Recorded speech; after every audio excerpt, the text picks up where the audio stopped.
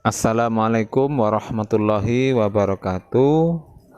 Saya Khairul Anam, CGP Angkatan 9. Izinkan di sini saya akan menyampaikan aksi nyata diseminasi budaya positif di sekolah yang saya lakukan. Di dalam modul ini, tema yang kami angkat adalah membangun budaya positif di sekolah dan nyaman bagi murid. Hal ini sejalan dengan filosofi pemikiran Ki Hajar Dewantara, yaitu pembelajaran di sekolah harus dapat membawa murid memperoleh kebahagiaan setinggi-tingginya melalui merdeka belajar. Salah satu cara yang dapat dilakukan adalah dengan membangun budaya positif. Budaya positif di sekolah dapat dibangun dengan membentuk keyakinan kelas dan menerapkan segitiga restitusi. Dengan adanya keyakinan kelas yang disusun bersama antara guru dan murid, maka semua akan mengupayakan untuk menjalankannya sesuai langkah awal membangun.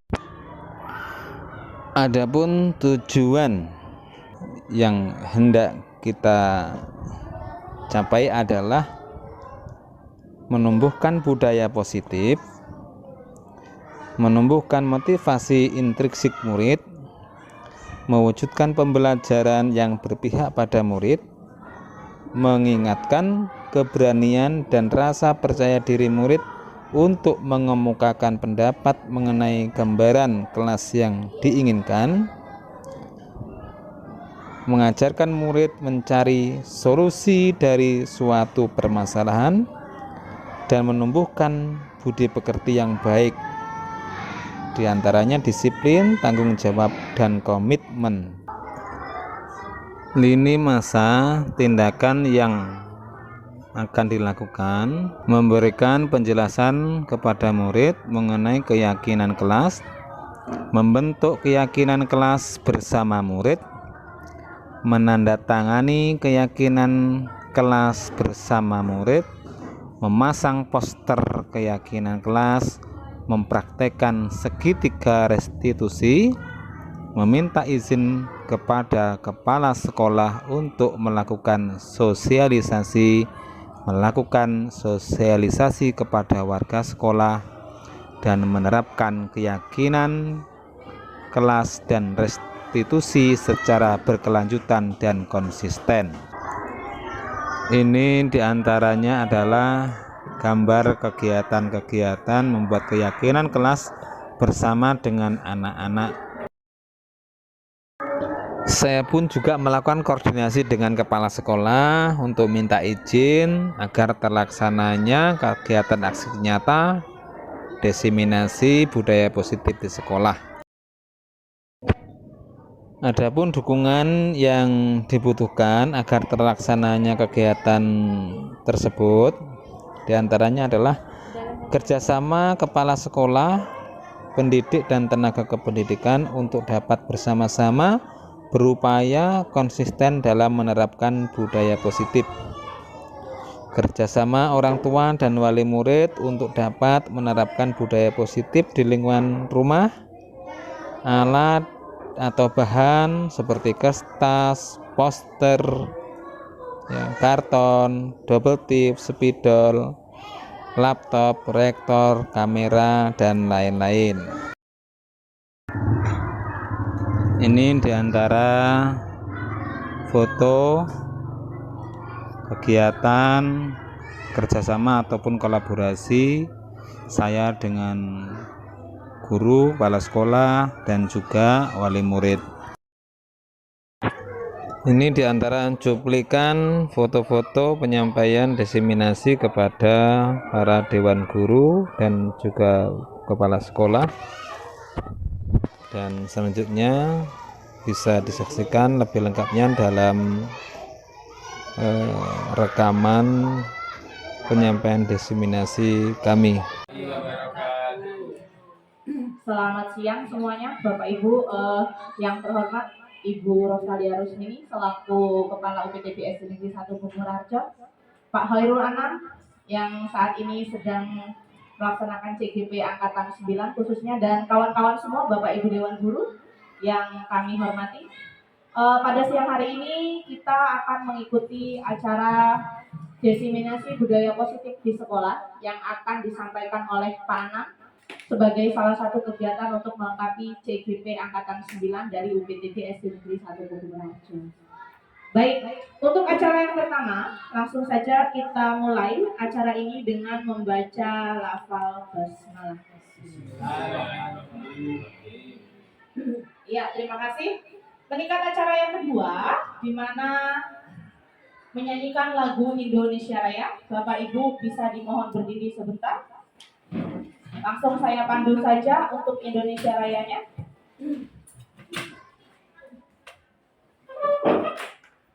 Hiduplah Indonesia Raya. Indonesia tanah air, tanah tumpah darah. Di sanalah aku berdiri, jadi pandu hidupku.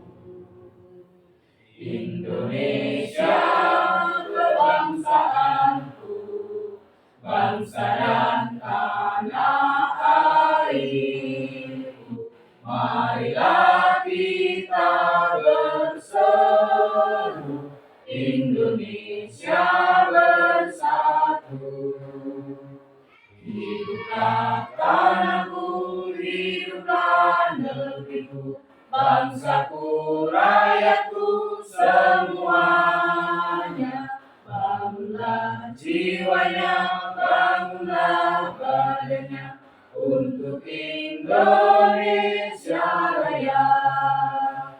Indonesia Raya, merdeka, merdeka, tanahku, negeriku yang ku cinta.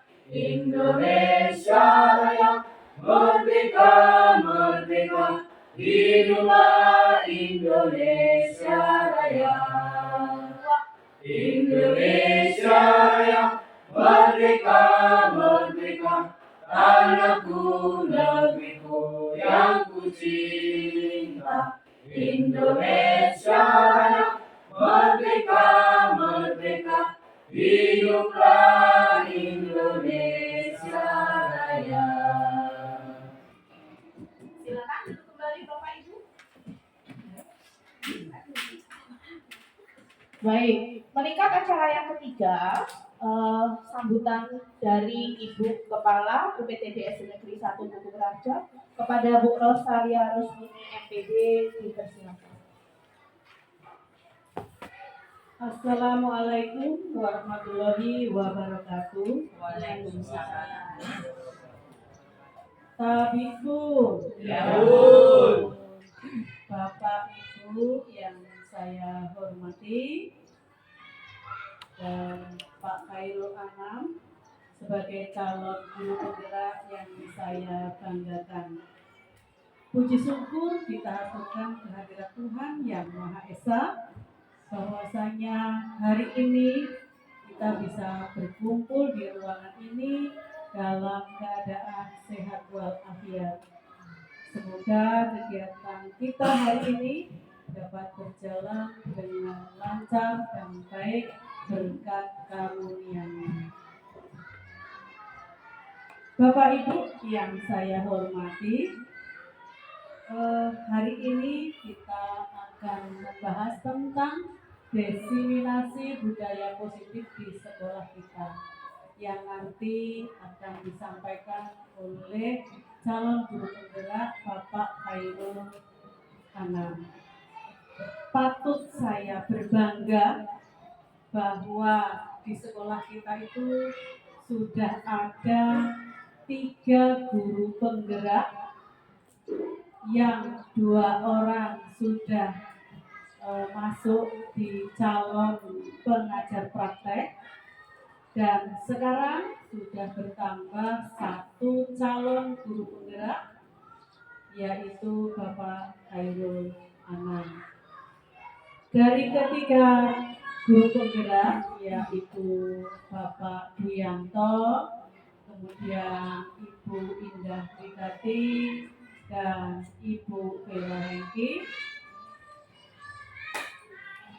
yang harus kita sebagai motivasi bahwa guru-guru yang lain juga bisa menjadi calon-calon guru penggerak yang nantinya akan dapat dijadikan sebagai penggerak di sekolah kita untuk meningkatkan kompetensi pendidikan di sekolah kita yang lebih baik lagi dari sebelumnya.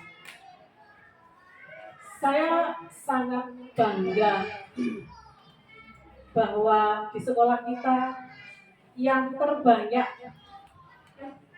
di antara sekolah-sekolah di dalam satu kecamatan. Oleh karena itu, saya tetap memotivasi guru-guru yang lain untuk terus berkarya dan terus berinovasi, berkolaborasi, supaya tetap mendukung program dari calon guru penggerak yang saat ini akan disampaikan oleh Bapak Khairul Anam. Semoga yang diupayakan Pak Khairul Anam selangkah demi selangkah akan sampai pada titik terakhir sehingga dapat lolos sebagai guru penggerak angkatan 9. Saya berharap sekali bahwa ketika nanti Pak Anam itu sudah melalui tahap demi tahap bisa berkolaborasi dengan guru penggerak di sekolah kita, dengan CPP sekolah kita, supaya inovasi pendidikan kita lebih maju, menciptakan gagasan-gagasan baru dan inovasi baru, supaya apa yang belum kita punya, apa yang belum kita gali akan dijadikan sebagai gagasan yang dapat menunjang meningkatnya kompetensi pendidikan di sekolah kita. Saya rasa itu harapan saya yang tak henti-hentinya untuk teman-teman guru yang lain. Satu persatu mudah-mudahan bisa lolos dalam tes CGP angkatan berikutnya. Mudah-mudahan sekolah kita sekolah yang bisa dijadikan contoh untuk sekolah-sekolah dalam satu kecamatan, yaitu Kecamatan Sekampung Udik. Bapak Ibu, itu yang saya sampaikan. Ada kurangnya saya mohon maaf, dan semoga kita saling mendukung, saling bekerja sama dalam segala hal dalam meningkatkan mutu pendidikan di sekolah kita. Saya akhiri. Wassalamualaikum warahmatullahi wabarakatuh. Saya kembalikan ke moderator. Terima kasih. Ya, terima kasih atas sambutannya Ibu Kepala Sekolah. Meningkat acara yang selanjutnya, acara yang keempat, yaitu penyampaian diseminasi budaya positif yang akan disampaikan langsung oleh Pak Khairul Anam. Monggo Pak, disilakan.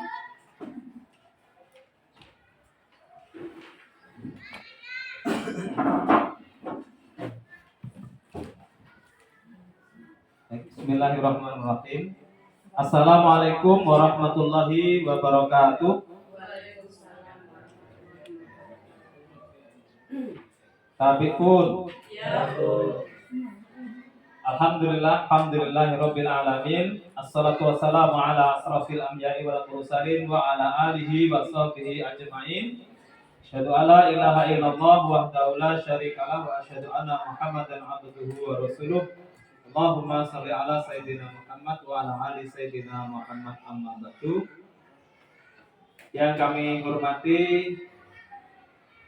Ibu Rosalia ini selaku Kepala UPPC SDM 1 Pogum Raharjo, yang kami hormati Bapak Ibu Dewan Guru serta staf tenaga kependidikan SDM 1 Pogum Raharjo. Ya, alhamdulillah semua pada hari ini, di siang hari ini kita bisa berkumpul, bisa bertemu di ruangan ini dalam agenda ataupun acara yaitu diseminasi budaya positif di sekolah. Semoga apa yang akan kita lakukan ini merupakan tambahan kebaikan untuk kita semuanya, untuk sekolah kita, dan terlebih adalah untuk anak didik kita. Karena sesungguhnya anak didik itu, Bapak Ibu sekalian, merupakan investasi jangka panjang. Ya, investasi jangka panjang yang itu yang akan membanggakan kita. Mungkin bagi Ibu, Bapak Ibu Dewan Guru yang sudah sepuh, yang sekarang mungkin mengajarnya sudah di atas 25 tahun, sudah menelurkan anak-anak yang luar biasa. Itu ada kebanggaan tersendiri ketika mereka jumpa dengan kita tanya, mereka sudah jadi A, jadi B. Luar biasa. Bangga enggak, Bu? Bangga Bapak-bapak ya? Itulah salah satu investasi jangka panjang kita yang kadang-kadang kita tidak menyangka. Dan tidak sedikit ternyata juga Bapak Presiden pun jadi presiden tentunya dari guru-guru SD seperti kita.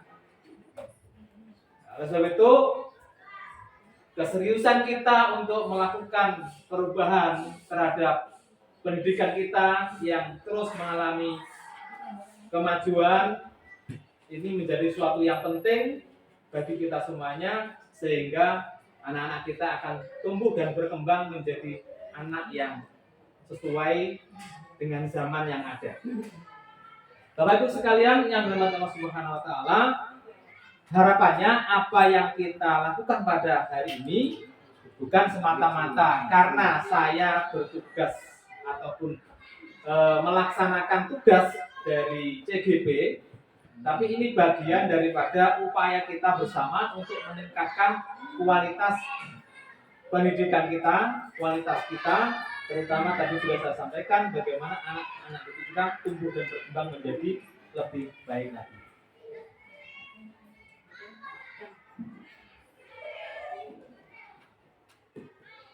Bapak Ibu sekalian yang berbahagia, dalam kesempatan kali ini kami di CGP itu di modul 1.4 itu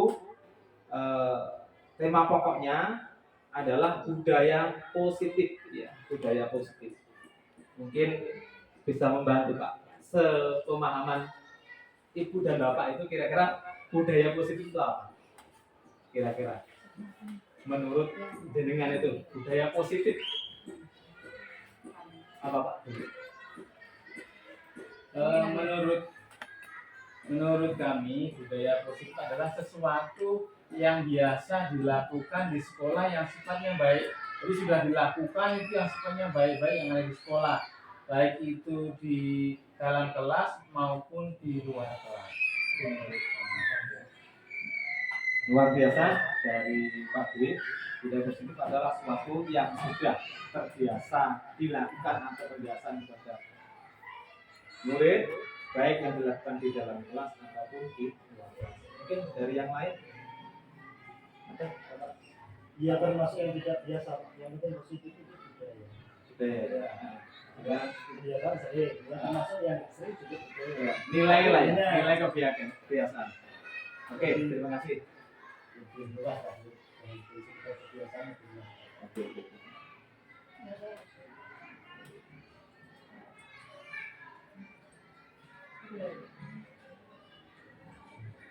Jadi apa yang disampaikan Pak Suwianto dan Pak Mukmin tadi sangat tepat ya, sangat tepat, sangat sesuai dengan yang akan kami sampaikan nanti. Budaya positif merupakan perwujudan dari nilai-nilai atau keyakinan universal yang diterapkan di sekolah. Itu sangat banyak, tidak terbatas, jumlahnya tidak terbatas, sangat banyak. Yang jelas itu sesuatu hal yang nilainya positif, ya, yang bisa dilakukan meningkatkan segala aspek kebaikan dalam diri anak. Itu adalah bukan suatu hal kebaikan yang harus terus kita pacu, terus kita tingkatkan, terus kita dorong. Ya. Sehingga kalau saya Pak Kuning tadi suatu kebaikan ya semua. Tapi kebaikan itu kan perlu dibudayakan. Artinya kalau dibudayakan itu sesuatu itu harus menjadi pembiasaan, continue ya. Secara tidak sadar anak itu atau kita bahkan melakukannya. Kebalik loh Pak. Budaya dulu output dari karya manusia baru dibiasakan. Begitu ya? Budaya itu ada yang baik, ada yang buruk. Makanya budaya positif baru dibiasakan. Oke, iya. Jadi sesuatu kebaikan yang terus menerus yang bentuknya kebaikan. Ya, kebaikan. Ya. Baru dibiasakan. Budaya kan banyak, ada yang positif, ada yang negatif. Iya, iya. Makanya sesuatu yang positif Ya. dan itu dibiasakan terus itu menjadi budaya positif. Kalau budaya kan luas. Budaya. Terima kasih Pak Momin. Baik, yang selanjutnya budaya positif di sekolah merupakan pembiasan dengan hal yang baik. Sesuai dengan apa yang saya maksud tadi, mencakup sikap, perilaku maupun tutur kata oleh seluruh warga di sekolah. Artinya ini bukan hanya untuk anak-anak saja, tapi juga kita dan semua warga yang ada di sekolah. Ya. Mengacu karena kita di dunia pendidikan pada khususnya berarti mengacu kepada sesuai dengan tujuan pendidikan kita. Ya, kalau tujuan pendidikan kita berarti kita mengacunya kepada bapak pendidikan kita.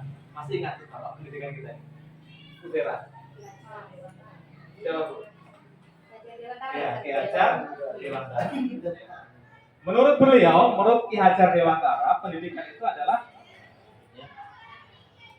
tujuan daripada kita melakukan pendidikan itu adalah untuk menuntun segala kodrat yang ada pada anak agar mereka dapat mencapai keselamatan dan kebahagiaan yang setinggi-tingginya baik sebagai manusia maupun sebagai anggota masyarakat. Jadi menurut beliau tujuan pendidikan yang kita lakukan itu adalah menuntun itu artinya ya sudah ada jalurnya, berarti kita tidak tinggal mengarahkan, tinggal meneruskan agar tidak berbelok gitu.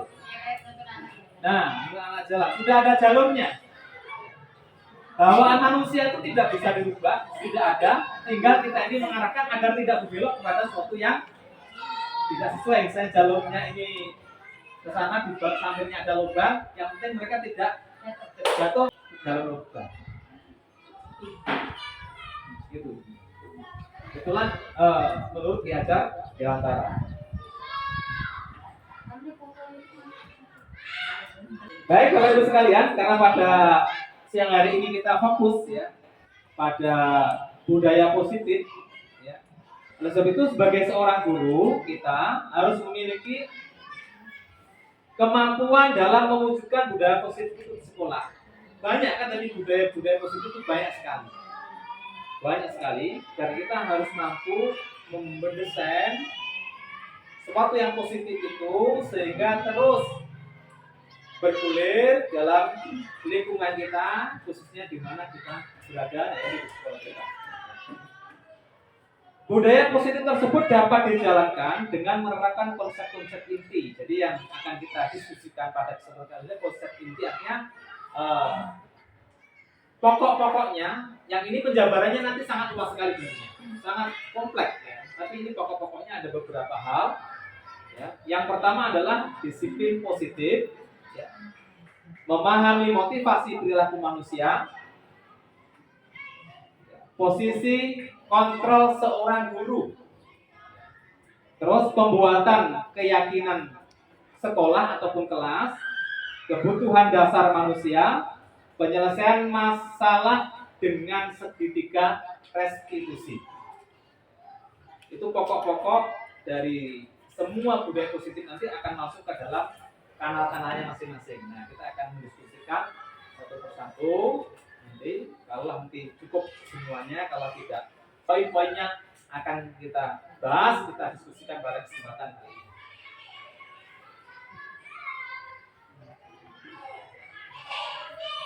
Baik Bapak Ibu sekalian, dalam pembelajaran ini, disiplin positif ini tujuannya yang pertama, guru dapat menjelaskan makna kontrol menurut William Lesser serta miskonsepsi yang terjadi di kehidupan sehari-hari serta dapat menjelaskan perubahan paradigma stimulus respon kepada teori kontrol.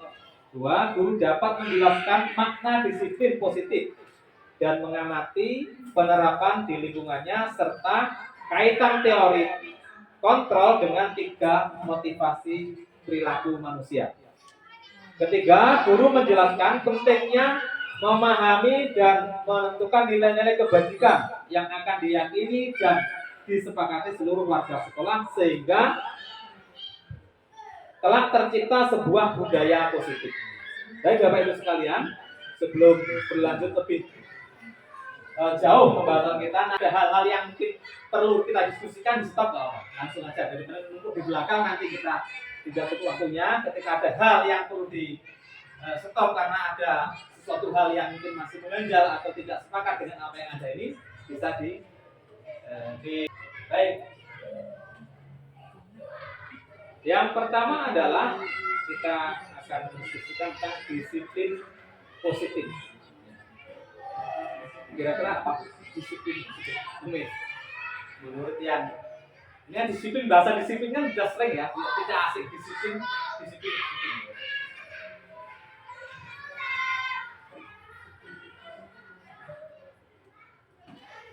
Ya, dalam pembahasan ini cara penerapan disiplin yang mengajar aspek bertanggung jawab dengan menumbuhkan kesadaran diri berdasarkan nilai-nilai kebajikan. Jadi bentuknya begini Bapak Ibu sekalian. Ketika kita menginginkan suatu kebaikan itu terus dilakukan dalam bentuk disiplin yang kita inginkan, maka itu upayakan bagaimana kita menumbuhkan perasaan disiplin itu karena kesadaran. Jadi menumbuhkan kesadaran si anak atau diri kita itulah yang paling penting. Karena judul di atas tadi kita adalah budaya. Kalau budaya itu kan harus terus menerus. Terus menerus itu berarti ada kita seorang guru atau tidak ada kita seorang guru, berarti budaya itu terus berjalan. Maka yang harus kita lakukan adalah bagaimana kesadaran itu muncul, kan begitu, dari dalam diri seorang anak. Itulah yang dimaksud dengan di antara bagaimana kita bisa melakukan disiplin positif. Selanjutnya adalah dapat membuat murid memahami dan menyadari berdasarkan motivasi internal, bukan akibat paksaan atau hukuman. Artinya, dia melakukan kebaikan itu, melakukan perubahan yang baik itu karena faktor internal. Internal tadi berarti apa? Kesadaran. Muncul dari kesadaran diri. Tapi sebaliknya ketika anak itu berubah karena eksternal itu macam-macam, tekanan dari luar. Kamu kalau tidak seperti ini, keliling lapangan. Nah, kira-kira kalau tidak ada kita, terlaksana nggak budaya tadi, kebaikan tadi? Sangat susah.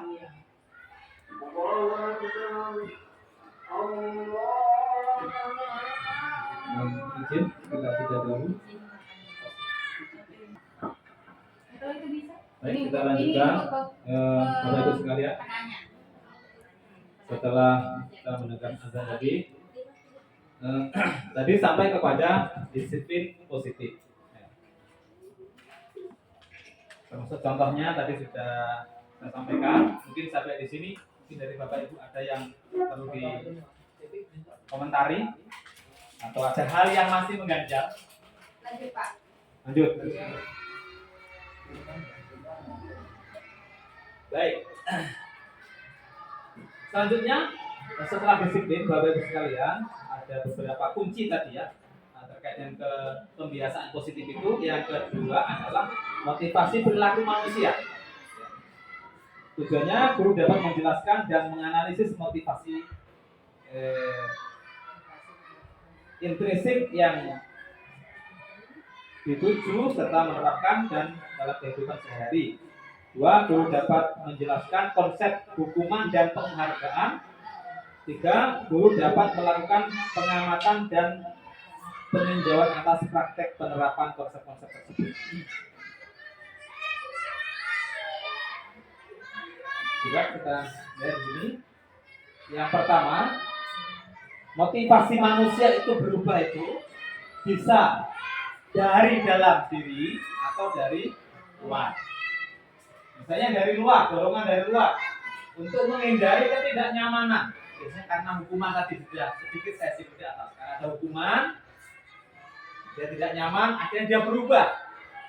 Ya, melakukan perubahan itu perilaku manusia. Yang kedua adalah untuk mendapatkan imbalan atau penghargaan. Karena ada sesuatu yang dijanjikan, maka dia melakukan itu. Misalnya kita selaku seorang guru, siapa yang bisa memenuhi ini, maka dikasih A, B, C. Jadi apa? Itu bentuknya dari luar, dari orang lain, dari kita seorang guru.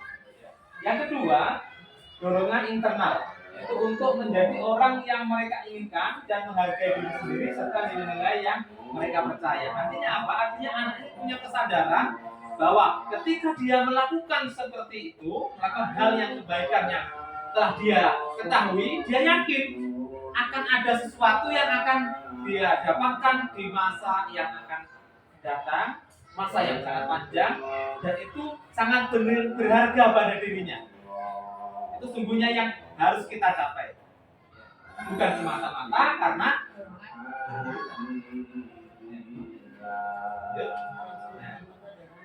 artinya kalau kita klasifikasikan motivasi perilaku manusia itu ada 3, karena hukuman, karena konsekuensi, kalau tidak melakukan tidak dapat restitusi. Hukuman itu tadi karena eksternal, kalau konsekuensi ini sudah agak mendingan, ada nilai kebaikan yang lebih. Kalau diurutkan ya, mulai dari hukuman ini, konsekuensi ini muncul karena sudah ada kesepakatan buat dengan murid. Lalu terjadi kesepakatan, maka ketika tidak dilakukan melanggar, maka ada konsekuensinya. Hukuman. Kalau hukuman itu memang murni, misalnya anak terlambat, belum ada peraturannya ini, belum ada tertulisnya, belum ada kesepakatannya. Nah, yang ketiga adalah restitusi. Kira-kira sudah ingat mengenai restitusi? Masih ingat apa kira-kira? Restitusi.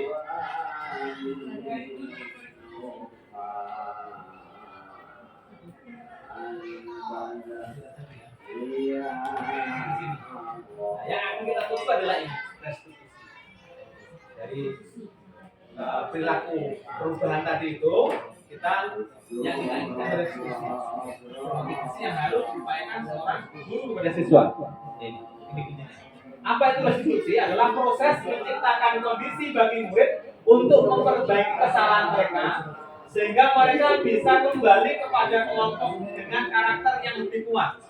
Artinya dia melakukan itu dengan penuh semangat, dengan penuh optimis, dengan penuh kesadaran karena ingin ada perubahan dalam dirinya.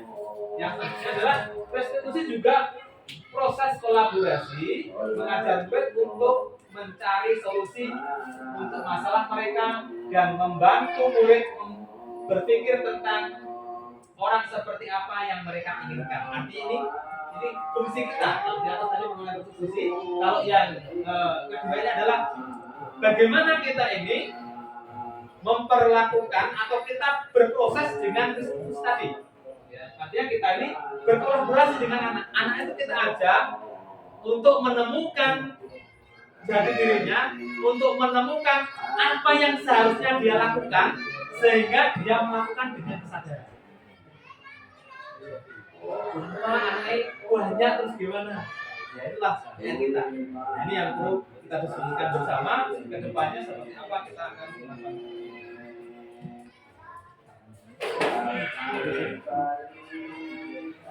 Ini masih sama seperti tadi. Diupayakan menghindari hukuman, ya, dan pemberian penghargaan berikutnya.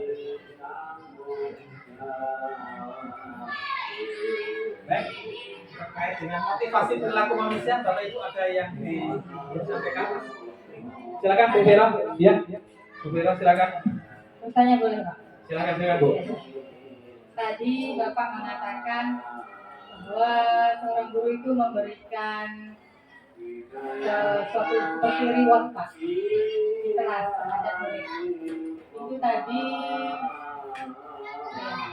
motivasi dari eksternal, dari luar diri kita tadi tidak Pak. Menurut Bapak itu apakah pemberian reward itu boleh-boleh saja kita lakukan atau di stop Pak?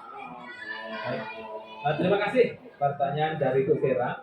Mungkin sebelum saya menyampaikan apa pendapat saya, mungkin dari yang lain Bapak Ibu, kira-kira reward itu atau penghargaan itu seperti apa sih? Ada yang kita sebagai guru sering ngasih hadiah pada murid.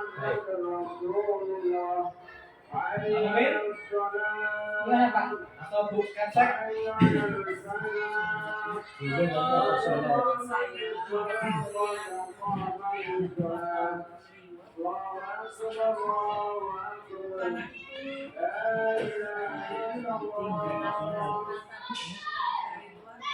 dan manusia positif selagi sebagai pemberi reward itu memang betul-betul melakukannya senang dan lurus. Dan harus proporsional. Jangan nanti malah kita menjadi reward jadi iya kan? Nanti menjadi motivasinya, wah ini nanti ada bonus nih. Kalau saya kadang Ya, kondisi mau apa ya, anak itu ingin interaksi dengan kita, biasanya saya selalu menyediakan ya jajanan lah dengan dan besok lagi anak meminta itu lagi. Nah, jadi ini kan Mengharapkan terus. proporsional. jadi ada ketergantungan Iya. ya.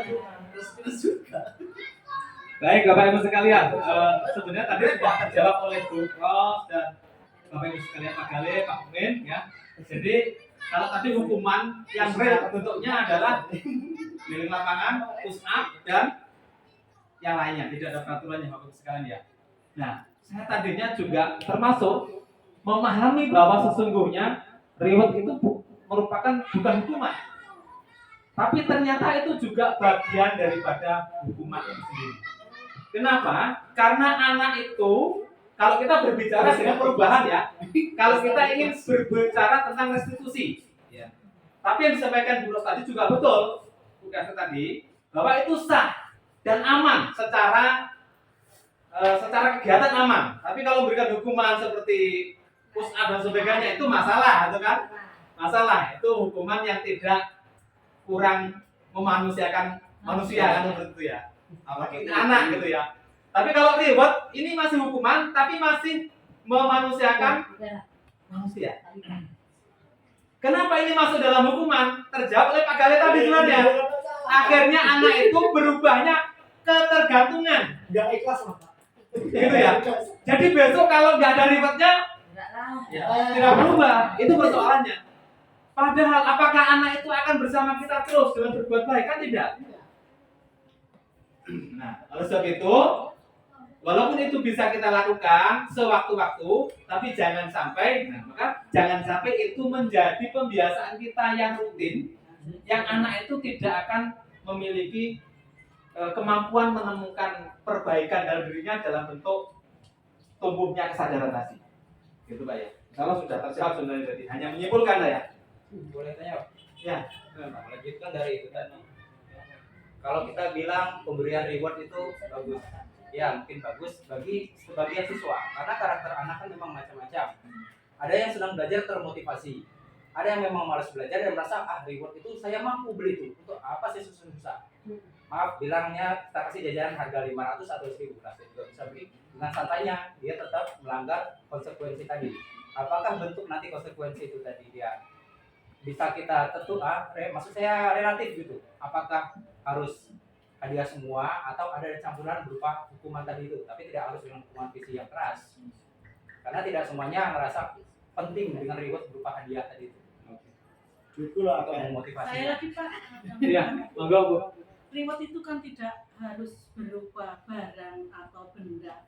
Reward itu bisa berupa nilai, Ya sama aja pun Apresiasi. mau dipuji apresiasi. juga. Jadi misalnya begini loh, anak-anak kalau anak-anak bisa membersihkan ruangan ini bersih, nanti saya kasih nilai. Misalnya seperti itu. Tidak harus pakai jajan atau pakai permen Ya atau sama apa. aja Bu, sama Itu material dan jadi materi ya Bu. kembali lagi, apakah anak ini merasa itu penting bagi dia? Kalau dia merasa itu tidak penting, dia tidak butuh nilai, dia tidak butuh jajan itu, dia mampu membeli. Bagaimana kita memperbaiki si watak si anak tadi? Baik, cukup Bapak. Ya memang gitu. Ya, terima kasih. Pada prinsipnya sesungguhnya termasuk hukuman, reward itu pada prinsipnya sah-sah saja Bapak Ibu sekalian. Ya.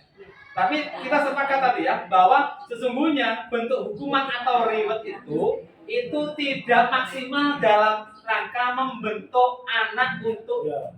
berubah menjadi lebih baik. Itu ya. Pada prinsipnya loh ya, Ya. sepakat itu ya.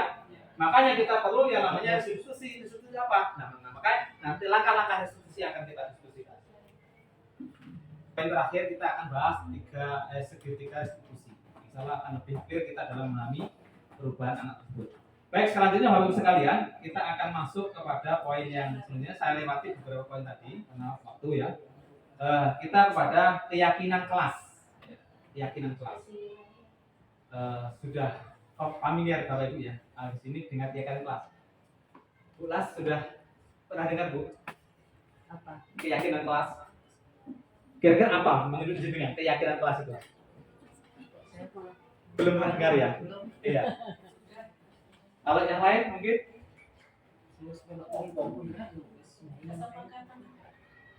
kesepakatan kelas. Iya, kesepakatan kelas. Bisa bermakna kesepakatan kelas.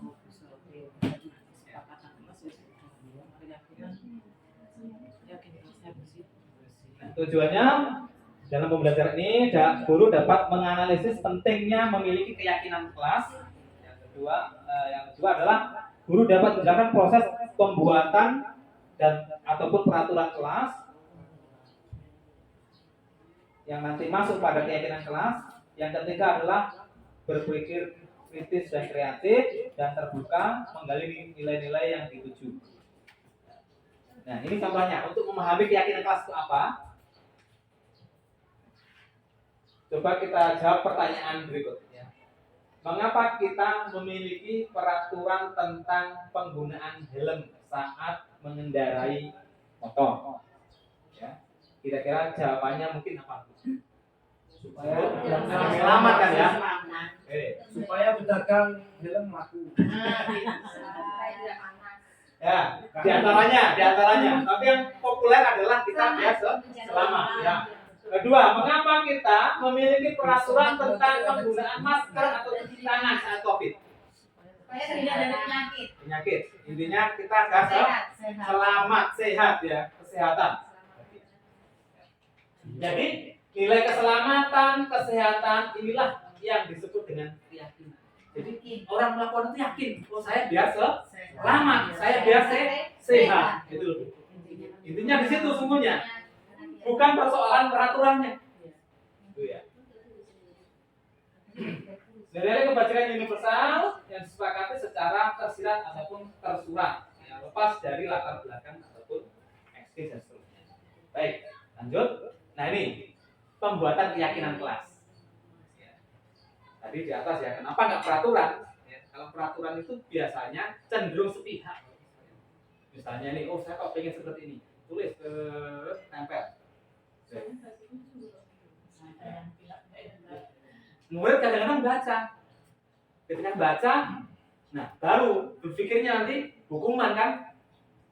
Dan yang terpikirkan beban Bu. Sebenarnya seperti itu. Dampaknya setelah dianalisis sebenarnya seperti itu sebenarnya. Ya sah-sah saja. Dan lebih baik daripada tidak ada peraturan. Tapi kan kita tidak ingin selamanya seperti itu. Karena ingat Bapak Ibu sekalian, Kalau melihat tujuan pendidikan tadi mungkin Ki Hajar Dewantara adalah anak itu sudah ada karakternya sendiri. Kita ini tinggal narik terus gitu. Betul. Dan ini ketika kita lakukan secara masif, insya Allah sangat signifikan perubahan. Nah, yang selanjutnya bagaimana kita buat keyakinan kelas, bukan hanya sekedar peraturan kelas. Yang pertama adalah keyakinan kelas bersifat lebih abstrak, ya, daripada peraturan yang lebih rinci. Dari keyakinan kelas itu kan ini yang abstrak tuh ya, yang tadi di atas tadi. Misalnya kita ambil keselamatan, ini kan bentuknya masih bisa menjadi sebuah keyakinan, tapi kalau peraturan itu jelas. Penggunaan helm, peraturan hal wajib menggunakan helm, tidak menggunakan helm maka akan ditilang. Tapi kalau masih peraturan itu Pak ya, masih Ya. pada melanggar. Tapi Ya. kalau keyakinan, dengan adanya keyakinan, Sadar. insya Allah sadar nggak Sadar. melanggar. Nah, itulah serunya. Iya. Yang harus Iya. kita di situ Kalau katanya. memang keyakinan untuk selamat, jadi Nah, kalau selamat. pasti dia laksanakan. Keyakinan karena hasil kesepakatan dua pihak. Peraturan satu pihak. Kalau peraturan Satu pihak. satu pihak. Iya, yang membentuk itu. Yang membentuk peraturan Seperti saja. contohnya saya beberapa waktu yang lalu ketika saya mengalami kecelakaan, saya kan tidak pakai helm. Nah, karena saya nggak yakin bahwa saya pasti bisa, karena saya bisa menyeimbangkan motor itu. Tapi ternyata ketika saya sudah hati-hati, orang lain yang tidak hati-hati, maka saya kena sasarannya. Mulai hari itu baru saya bahwa saya harus menggunakan helm supaya saya selamat. Peraturan masih bisa dilanggar ya. Baru yakin gitu kan? Kalau Baru nggak yakin. yakin, Keyakinannya. Kalau peraturannya nggak ada, oh nanti kalau nggak pakai helm nanti dibilang dan sebagainya, Polisi. pasti nggak ada. oh, Hilangan iya. karena nggak ada. Masih Patroli dilanggar. sekarang kan aman. Itu contohnya. Jadi bentuknya memang keyakinan kelas itu betul abstrak, belum nggak rinci. Tujuannya ada tersendiri nanti. Yang kedua, keyakinan kelas itu berupa pernyataan-pernyataan universal, umum. Nanti akan kita lihat seperti apa. Terus selanjutnya adalah pernyataan keyakinan kelas senantiasa dibuat dalam bentuk positif. Jadi auranya itu positif, Pak. Bapak Ibu sekalian. Makanya ketika nanti muncul keyakinan kelas itu, misalnya begini, tidak boleh terlambat. Itu keyakinan kelas atau peraturan kelas. Peraturan. Kenapa kira-kira? Karena Peraturan. ada kata-kata tidak. Nah, tidak itu kan negatif toh. Negatif ya. Negatif ya. Bahasa tidak itu kan dalam sisi Iya. konotasinya sesuatu yang negatif. Jangan. Jangan. Nah, makanya harus bersifat positif. Nah, terus selanjutnya keyakinan kelas hendaknya tidak terlalu banyak sehingga mudah diingat dan dipahami oleh semua warga kelas. Artinya begini, ketika kita buat keyakinan kelas itu, maknanya itu bisa tadi di atas kan sudah abstrak, luas berarti. Dalam makna yang muncul dalam keselamatan tadi misalnya, itu kan luas sekali loh, luas sekali. Akhirnya orang itu ketika sadar menaik motor ingin selamat, bukan hanya helm saja, helmnya pasti seperti apa. Kalau helmnya hanya yang di atas saja, di sini enggak, nah kan seperti itu. Jadi luas akhirnya. Itu contoh sederhana kita menerjemahkan kalimat ini. Baik, selanjutnya adalah keyakinan kelas sebaiknya sesuatu yang dapat diterapkan di lingkungan tersebut, tidak muluk-muluk. Kalau peraturan karena sepihak, kadang-kadang anak tidak mampu melaksanakan. Tapi kalau keyakinan kelas berarti sesuatu yang disepakati dan anak memang yakin ini bisa kita laksanakan. Yang keenam, semua warga sekolah hendaknya ikut kontribusi dalam pembuatan keyakinan kelas lewat kegiatan curah pendapat. Ini langkah-langkahnya. Hanya bersedia meninjau kembali keyakinan kelas dari waktu ke niat, karena juga perlu kita evaluasi. Cocok nggak dengan kondisi sekarang ini? Baik, Bapak Ibu sekalian, ini contohnya yang saya lakukan di kelas 6A. Ya. Ini pertama yang kita lakukan, kita curah pendapat dulu. Kita minta anak-anak untuk kita jelaskan, anak-anak untuk menuangkan maunya apa sih dalam kelas kita ini, pengennya apa, sesuatu yang baik menurut anak-anak sehingga ketika belajar dia aman, nyaman, senang dan seterusnya. Nah nanti di situ macam-macam ternyata Dari ini saya tempelin beda semuanya. Nah, dari perbedaan kata-kata nanti bisa kita simpulkan. Oh, nah. Maka di sini ini verifikasi. Jadi setelah mereka mengusulkan bermacam-macam tadi, karena kita gali, biar mereka itu merasa terlibat, Bapak Ibu sekalian. Kalau merasa terlibat, dia merasa memiliki, gitu loh. Nah, biarin aja mereka, tuangkan. Mungkin kita repot tanpa ada modal dikit lah, apa namanya tempelan itu, yang seneng ya. Kalau kita nulis kan capek, nih, biar mereka nempel. Nah, setelah itu diverifikasi. Kita ajak mereka untuk mengelompokkan apa-apa yang mirip-mirip. Misalnya terkait dengan tanggung jawab. Ada yang di sini tadi menjawab mereka itu ada yang tanggung jawab. Terus selanjutnya ada yang ruangan harus bersih, ya, tepat waktu menyapunya. Nah, itu nanti kita klasifikasikan. Sehingga dari sekitar 25 anak yang berbeda bahasanya tadi, setelah kita verifikasi, mereka kita ajak mengelompokkan, maka muncul dari keyakinan kelas itu hanya 4. Kita saring. Tapi ini yang menyarikan jangan kita, mereka terlibat. Ini masuknya kemana anak? Nah, masuknya ke yang pertama tadi,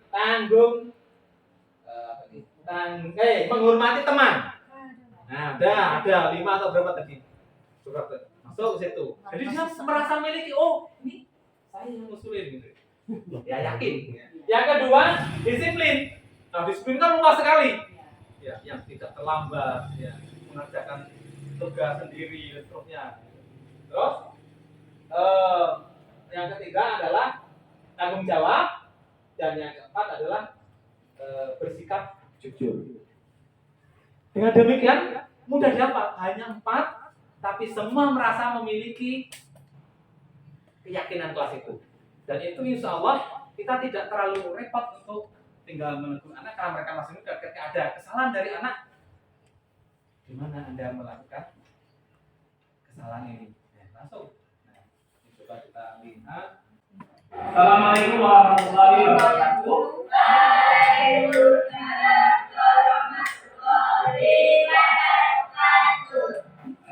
Kalian sudah berdoa? Ya. Sudah sarapan? Ya. Baik. Hari ini sebelum kita belajar tentang ilmunya,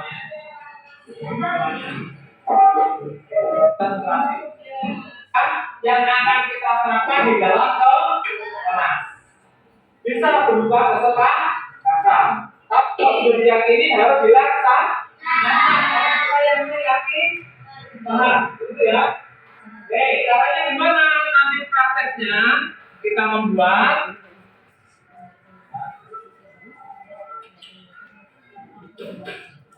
ketika kita membuat kalian menuliskan di sini satu saja kebajikan yang anak yang ini tidak bisa dilaksanakan di kelas kita apa saja. Nanti ditempel yang laki-laki nempel di sebelah. Betul? Tidak itu. Ini identifikasi dari apa yang telah diusulkan anak-anak tadi. Hari ini nanti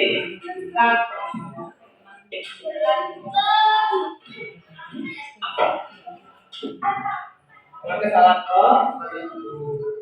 Nah, silakan buat karya yang terbaik, tulisan ini, tulis lukis yang bagus untuk anak-anak yang kamu sekarang ini kayak kamar-kamar aja. Baik, Bapak Ibu sekalian, ada terkait dengan keyakinan kelas cukup Bapak Ibu? Cukup ya. Mungkin yang terakhir seperti yang disampaikan di atas tadi, yang terpenting adalah bagaimana kita mampu mempraktekkan segitiga restitusi. Ya, restitusi. Ya, itu adalah proses perubahan yang kita harapkan karena ini bentuknya memunculkan dalam diri seorang anak. Ini terkait dengan persoalan. Ketika kita menghadapi anak mengalami persoalan, kita selesaikan dengan segitiga restitusi. Tujuannya adalah Guru mampu menjelaskan restitusi sebagai salah satu cara menanamkan disiplin positif. Ya, yang dapat menerapkan restitusi dalam membimbing murid berdisiplin positif. Yang ketiga, dapat menganalisis dan bersikap reflektif dan kritis. Nah, seperti apa Bapak sekalian? Nah, segitiga restitusi itu, guru yang berperan sebagai manajer, ya, menggunakan segitiga restitusi untuk menyelesaikan persoalan. Jadi fungsi kita sebagai manajer bukan penghukum. Ya. Yang pertama adalah menstabilkan identitas. Menstabilkan identitas. Anak itu ketika salah biasanya nggak stabil ya.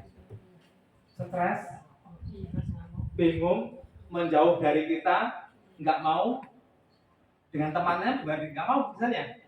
Ya. Maka kita stabilkan dulu. Yang kedua adalah validasi tindakan yang salah. Kita pastikan kesalahan anak tersebut. Apa sih yang dilakukan sehingga dia melakukan kesalahan tersebut.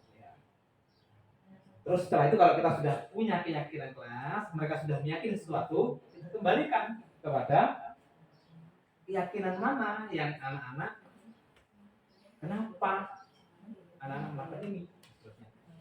Baik, lebih mudahnya yang pertama adalah ketika kita menstabilkan identitas itu biasanya yang sudah kita kata pemulanya adalah kita angkat anak itu dulu.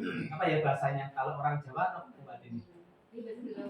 Kita manusiakannya menyanjung. Kita tenangkan lah istilahnya. Ini udah stres ya kita ya biasalah melakukan kesalahan itu umum. Pada umumnya ya seperti manusia. Tempatnya salah. Nah. Terus selanjutnya adalah validasi kesalahan. Kita tanya, kan bisa jadi anak itu melakukan kesalahan karena ada tindakan yang tidak menyenangkan, misalnya dari kawannya misalnya, contekin misalnya. Ya otomatis kan anak itu marah biasanya, berat mejanya. Pukul, nah itu kita pastikan dulu apa penyebabnya. Jangan langsung kita ini memberikan vonis. Nah, ini maksudnya seperti itu. Yang selanjutnya adalah menyampaikan keyakinan kelas. Artinya ketika dia melakukan seperti itu, memukul teman sebenarnya mana sih keyakinan yang dilanggar. Kenapa melakukan seperti itu?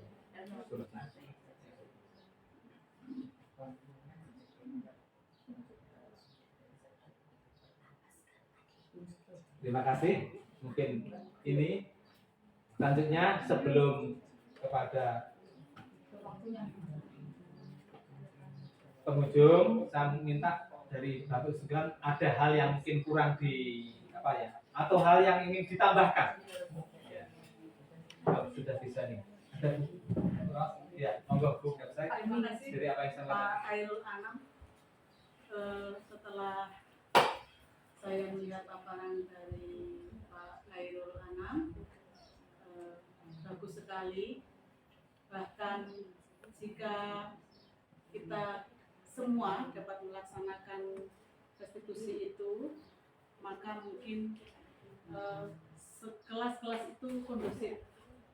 Nah, mungkin ada PR yang kita semua berusaha bahwa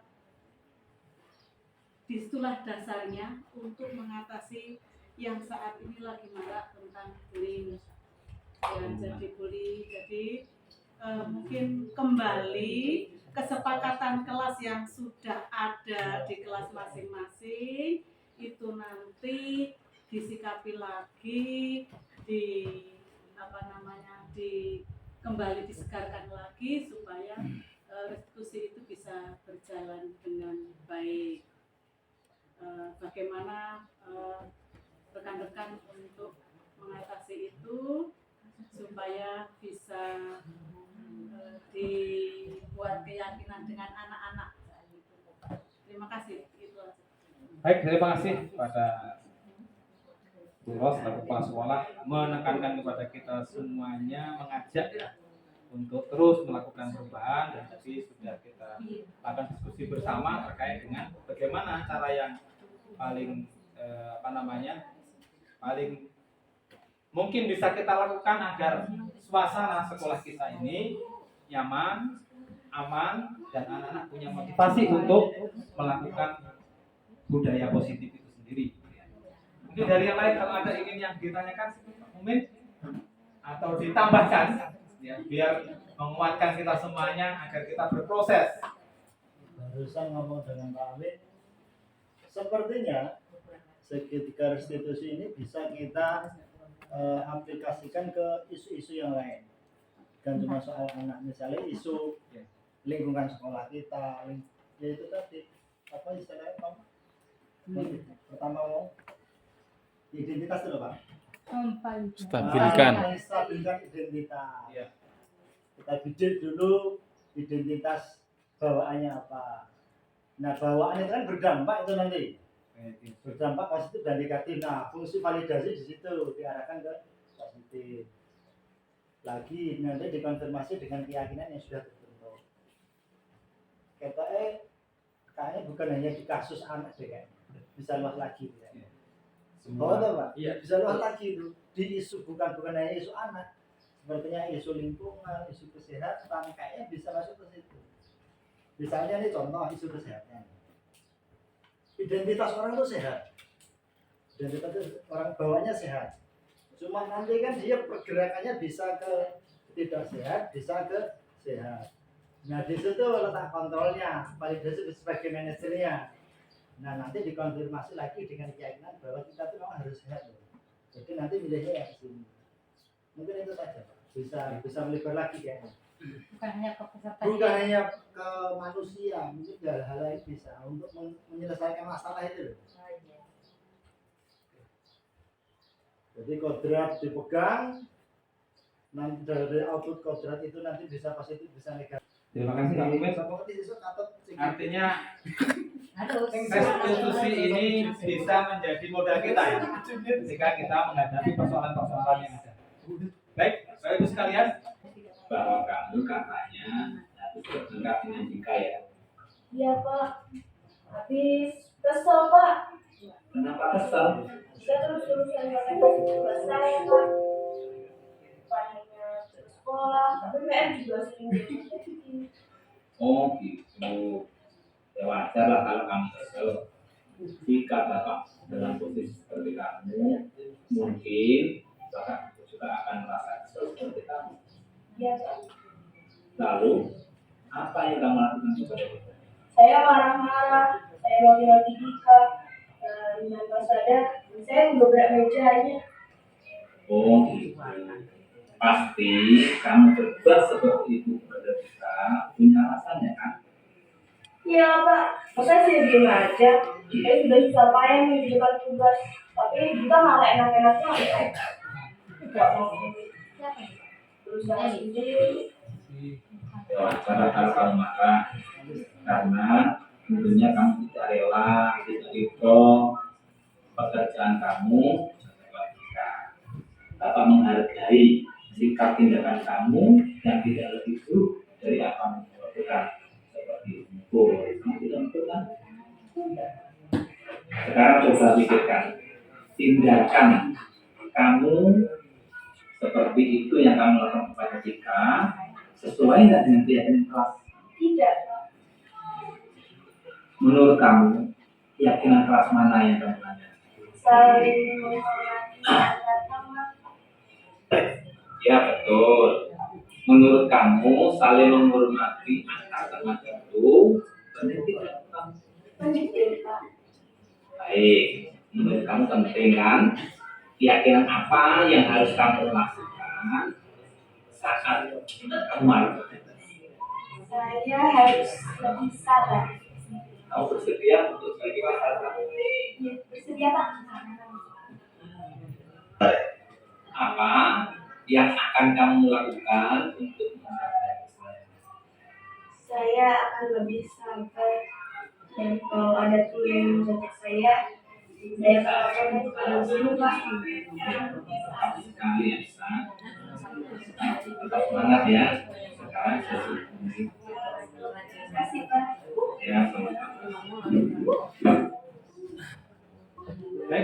sekalian, tadi contoh setelah keyakinan kelas sudah terbuat di kelas, anak-anak sudah meyakini, sehingga ada salah satu yaitu Elisia tadi melakukan sebuah kesalahan, dia gebrak meja temennya.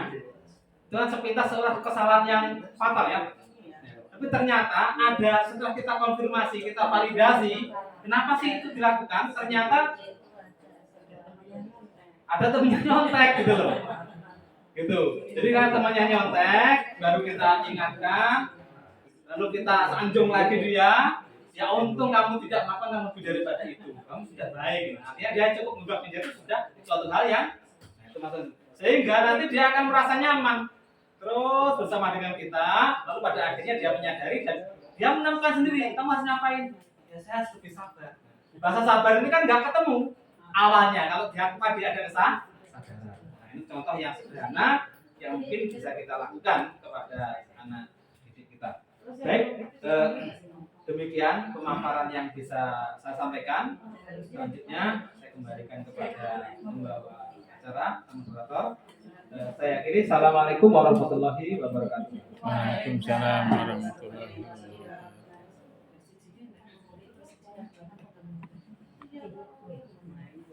Baik, itu tadi pemaparan dari Pak Anam tentang budaya positif. Jadi meningkat acara yang selanjutnya yaitu umpan balik.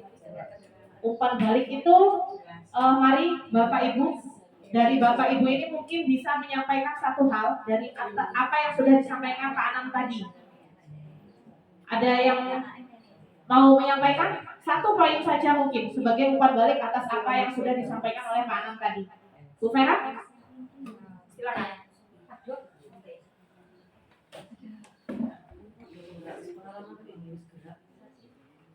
Assalamualaikum warahmatullahi wabarakatuh. Waalaikumsalam warahmatullahi wabarakatuh. Diskusi kita pada hari ini mengenai budaya positif. Menurut saya, kita sebagai seorang guru di kelas sebaiknya menghindari sebuah hukuman. Jangan kita memberikan hukuman terhadap murid kita yang melakukan kesalahan. Sebaiknya kita memberikan konsekuensi atau keyakinan terhadap murid. Jadi dengan adanya konsekuensi atau keyakinan, murid akan lebih memahami kesalahannya, lebih menyadari apa itu kesalahan yang sudah dia lakukan. Intinya guru tidak boleh memberikan hukuman bagi siswa di dalam budaya positif. Kemudian restitusi, sebaiknya apabila ada suatu kesalahan yang murid laksanakan, kita sebaiknya melakukan sebuah restitusi kepada siswa melalui 3 tahapan, yaitu 1, menstabilkan identitas siswa, yang kedua adalah validasi tindakan yang salah, yang ketiga adalah menanyakan keyakinan kelas. Dengan cara-cara yang kita lakukan dengan merestitusi siswa, mudah-mudahan pembelajaran atau kegiatan kita di dalam menangani menuntun peserta didik akan terlaksana dengan baik. Demikian pendapat dari saya. Wabillahi taufiq wal hidayah. Wassalamualaikum warahmatullahi wabarakatuh. Waalaikumsalam warahmatullahi wabarakatuh. Ya, kasih Agus untuk Bu Vera. Terima kasih untuk umpan baliknya. Meningkat acara yang kelima yaitu penutup. Sebelum acara ini saya tutup, saya mohon maaf selaku pembawa acara apabila ada kata dan sikap saya kurang berkenan di hati Bapak dan Ibu. Kepada Allah saya mohon ampun. Marilah bersama kita tutup acara ini dengan membaca lafal hamdalah. Alhamdulillah. Amin. Saya akhiri billahi taufiq wal hidayah. Wassalamualaikum warahmatullahi wabarakatuh. Demikian sosialisasi dan upaya saya mengajak dewan guru yang ada di sekolah saya untuk terus melakukan perubahan dengan kegiatan diseminasi budaya positif di sekolah. Besar harapan saya semoga apa yang telah kita lakukan bersama tadi mampu meningkatkan kualitas pendidikan di sekolah kami. Demikian, Mohon maaf atas segala kekurangan dan kesalahan. Terima kasih. Salam guru penggerak, tergerak, bergerak, menggerakkan. Assalamualaikum warahmatullahi wabarakatuh.